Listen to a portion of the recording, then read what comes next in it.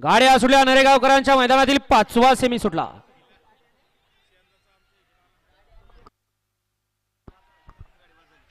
लढत चालू 5व्या सेमी मध्ये आणि 5व्या सेमीचा मान कुणाच्या नशिबात आहे।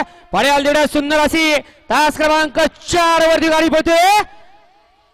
भावरे आणि शिवाची गाडी वाईच कणा लागला, कणा खिळायचा हाय का पोट जाग्या बघा, चेक करा लावा हात पोटाला, हाय ना पोट जाग्या, वाईच खिळणी घासून गेलं।